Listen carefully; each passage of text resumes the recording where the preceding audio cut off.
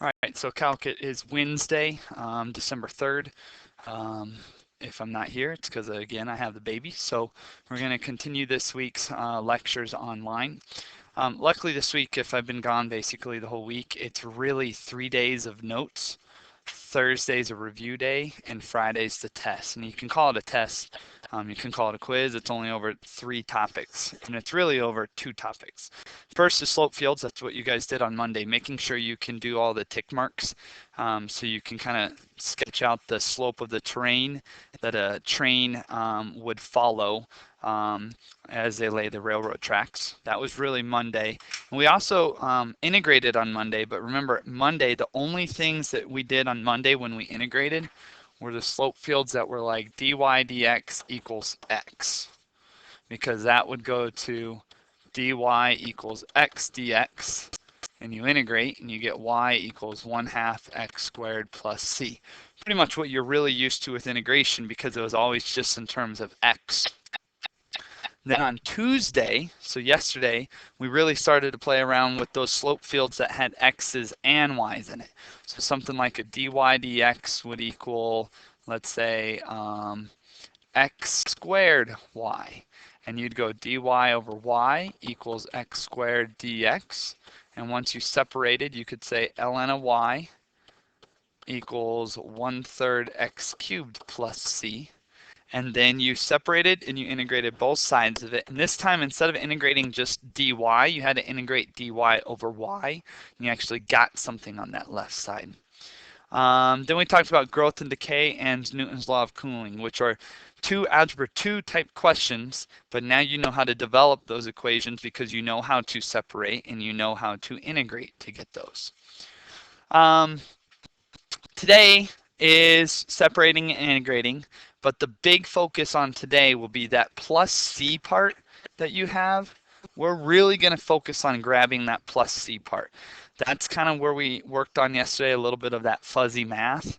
Well, I'll talk more today about why that fuzzy math is nice, because it will handle an issue about a plus or a minus that could happen throughout any one of these problems. We're going to take a look at that today.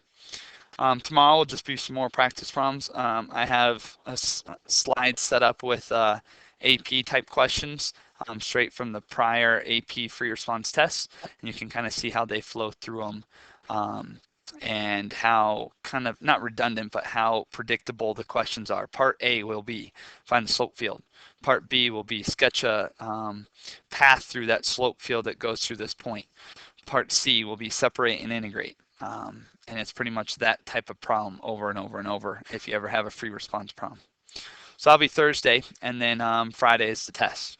And yes, the test is Friday, even if I've been gone the entire week, okay? I'll talk more about the tests and the options about it tomorrow in class. But remember, you can always go talk to Miss Shafee, or you can go talk to Miss Porbay if you want more practice problems. If you need to ask some questions, find them at lunch. Find them after school. They know that I'm going to be gone with the baby as well, and they're willing to help out. So if you have any of those type of questions, you can ask them. But luckily, again, it's kind of a short test, very predictable. It'll be separate, integrate, separate, integrate, separate, integrate. Hey, plot a couple slope fields. Separate, integrate, solve for a plus c. That's it.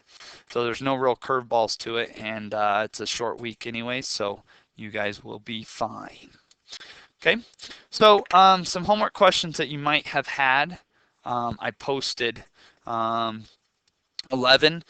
Instead of y's and x's, it's q's and t's. That's fine. That just means get all of your q's on one side and all of your t's on the other side, which means that t squared you're going to keep. Now remember, that k is a constant, and you could have that k right there, or if you wanted to, you could have slid it down over to this side and not had it on the right side. The k is a constant. It can be on either part, on the right side or the left side. But what I've been trying to tell you guys is always have those constants on the right, because I think you're a lot better at working with the right side, because those are the t's and the x's. That's what you're more familiar with. Versus the left side is kind of ooh, I'm not used to doing the y's, or in this case, the q. So just try and keep the constants on the right is my recommendation. The math will still work out. I just think it'll be less confusing. Okay, so you integrate that and you get Q equals negative K over T plus C. And if you're kind of curious how I got that negative K over T, this integral is the integral of K T to the negative 2. So you add 1 to the exponent and you divide by that 1. And that will drop down to that. And again, today, what we're really going to be focusing on is getting that plus C. And what does that mean? Here's one, which is basically an algebra 2 problem. It starts you with dn over dt is kn. So the rate of change of n is proportional to n itself. So the bigger the n is, the more rate of change you'll have. The smaller the n is, the less rate of change. Kind of think about if there are 2 people on a desolate island, and you're trying to model the growth rate of that island. Well, if there's only 2 people, they're not going to make a lot of babies very quickly. So with less people, which is n, your growth rate is small. Now if you think about Manhattan Island, and there's millions of people on Manhattan Island, so the n would be really large, then the growth rate, the number of babies being produced in a hospital, would be a lot more than the babies being produced at that desolate island with 2 people on it, because there's more people, so more chance of babies. In Algebra 2, they would not have started you with the differential equation. They would have started you with, after you separated and integrated, that. N equals CE to the KT. That's what they would have started you with. And the calc part of it was just proving that that growth model gives you that equation. So it started you with 0 to 50 and 1 comma 400, and it wanted to know after 4 days or 4 units of time how many babies would be on the island. So that 0 to 50, you can plug that in, and that will solve for the C. So now you have the C is 250. Now I can plug in the 401, and you will solve for the K, which is ln of 8/5. And notice, so far I've not needed my calculator. I'm able to just write it out generically. So with that, you would have, that is your model. Now, if you ever look in the back of the book, or let's say this is a multiple choice question on an AP test, they will not give this as an answer because there is a way to simplify this. It's kind of like if you ever wrote 5 squared square root, you would not keep it like that. You would keep it as 5 because you know 5 squared is 25. You know the square root of 25 is 5. So there is the same type of cancellation that's going to go on here. The e to the ln part, the e to the ln part is going to cancel. So how I want you to see this is this. First off, that t I can have go up or down. So what I first did was this. Let me remove the green part. Right now, make sure you're okay with what I did from the red, from the blue to the red. Group. Let me group this real quick. Okay. It's kind of like 2 times 3 is the same as 3 times 2. So 2 times 3 is the same as 3 times 2. So I just moved that t in front. Now stare at that t and realize, hey, ln is you're logging that 8/5, and the apple can either fall down, or if you want, you can slide that apple back up into the tree. So I'm going to pull that t back up into the tree. Now, when you look at e to the ln, just like the square root of a square and how those cancel, the e to the ln will cancel, and the 8/5 falls, and the t falls. Now be very careful on how I say that. The 8/5 falls and the t falls, but the t doesn't fall all the way to the ground. He's still an apple to that 8/5. So it would be 250 times 8/5 to the t. So I really want to make sure you are comfortable with going from blue to that final boxed in green. That's an algebra step, but on an AP test, they like to provide it in the green rather than in the blue. The blue is completely correct, but if you're trying to do matching on AP, you have to be comfortable with seeing blue and being able to recognize that it is green. Okay. I don't know. For me on that AP test, I think they should really just stop you at blue because that's the calculus part that you did. And the next part from red to green is testing your Algebra 2 skills. But that's AP for you. You have to know Calc 1, but you also have to know everything before Calc 1. Here is another one that, again, is exactly the same as the problem before. Oh, wait, it is the same problem. I just copied it again. So let me just delete that one because we don't need it because I just went over it. I'll delete that. Okay, this one's a little bit different. The only reason it's a little bit different is look at the starting values. You're expecting 0, comma something, and this time I don't give you 0, comma something. I give you 2, comma something and 4, comma something. So for you to get C, you won't get it immediately. Like look back at this one. What is C? Well, since I start at 0, C was 250. And you got that by plugging in, but C was 250. Now, when I plug in 2 or 125, the T never cancels. So look what happens. Or sorry, the K never disappears. I plugged in those 2 points, and I got both of those, and I'm supposedly I'm going to be able to get the C and the K from that. Well, 2 equations, 2 unknowns. So you can do it. The way I did it, watch through my arrows here. I took the top equation and I solved it for C. And from that equation, I threw that C into the bottom equation. So it's a substitution type problem. And now I have 350 equals 125 e to the 4k over e to the 2k. And apparently, you should be able to simplify that a little bit. What do you do with exponents when you are dividing? So I have 4k and 2k, and it's e to the 4k divided by e to the 2k. Somehow that just gets me e to the 2k. Is it because 4 divided by 2 is 2? Or is it because 4 minus 2 is 2? That is very important to ask.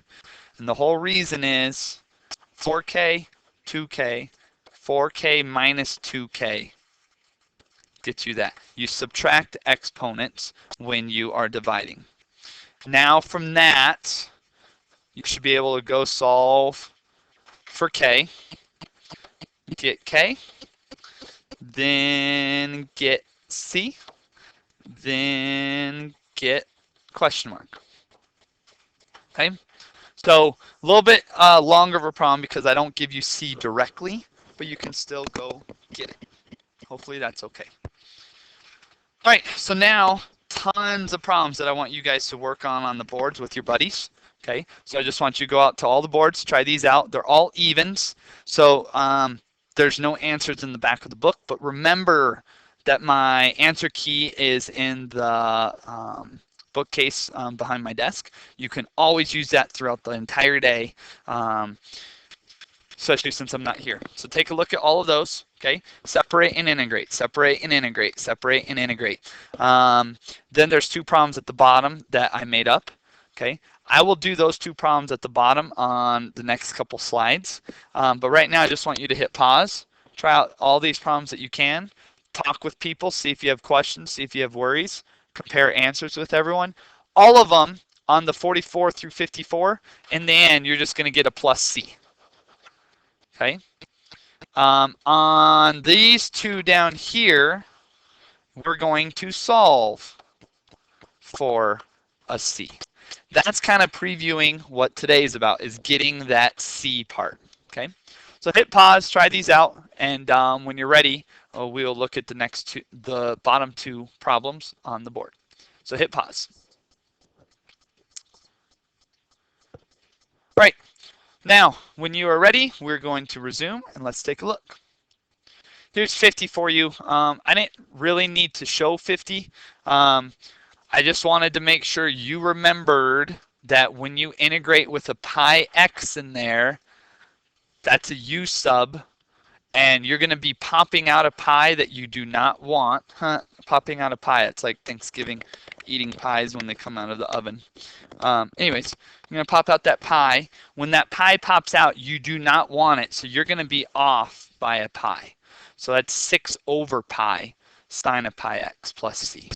If you wanted to solve for y, okay, then what you would be doing on this is you would be multiplying by 2. Y squared is 12 over pi sine pi x. 2 times c is c. Remember, that's your fuzzy math. Okay, right there is 2c equals c. That's your fuzzy math. We're going to talk about that fuzzy math a lot today. Then if you square root it, you would get y by himself. So y would be square root of 12 over pi sine pi x plus c. We'll be solving for c's today. Now, the one note that you really need to put on this is this. When I say y equals, you really need to put a plus or minus. Y equals plus or minus. Okay? The reason you need that is, remember, when you do square roots, there's always the plus or minus version. You would get the plus version if I had an initial condition of, let's say, 2 comma 5. Since the y value is positive, you would be taking the plus version of it.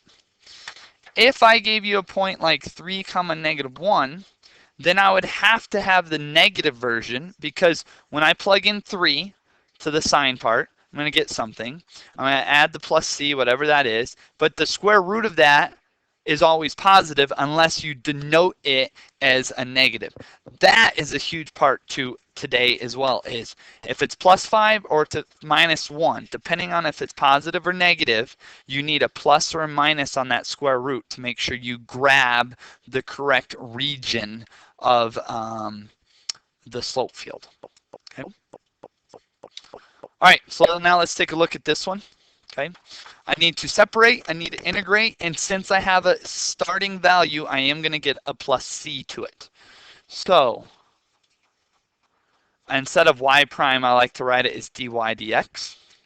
I want all of the y's on one side, I want all of the x's on the other. So I move that square root of x over, I multiply by dx, and I'm ready to go. They're basically the same looking guy on both sides, just a negative on the right. Integrating 1/2 means exponent is 3/2 and you multiply by 2/3.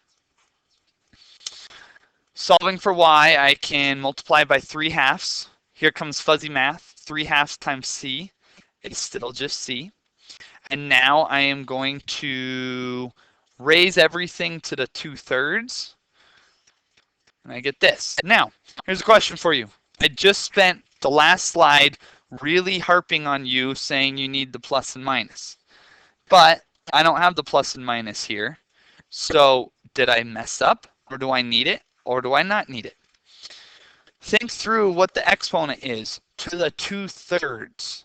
To the 2/3. What does that mean? Well, one way to look at it is you're going to square it first if you want, and then you're going to cube root it. When you square anything, what do you get?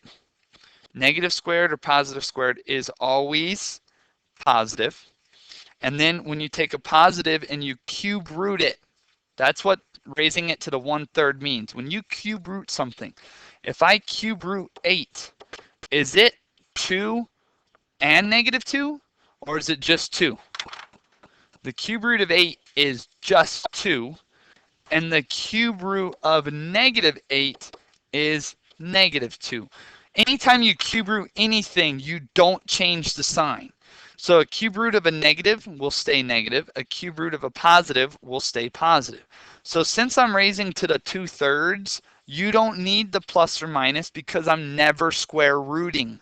I'm cube rooting, and that does not switch the signs. So you do not need that plus or the minus. You just need regular. Okay. Now, if I want to plug in the 1/4, I can do that. I'm here. Now realize this is not negative 1 to the 3/2. It's negative 1 to the 3/2. 1 to the 3/2 is 1, which makes it a negative. I raised the left side to the 3/2 to get rid of the exponents. And 8 equals negative 1 plus c. So c is 9, and you have your setup. No plus or minus is needed. Okay. Now let's take a look at the next one over here, and we'll do that on the next video.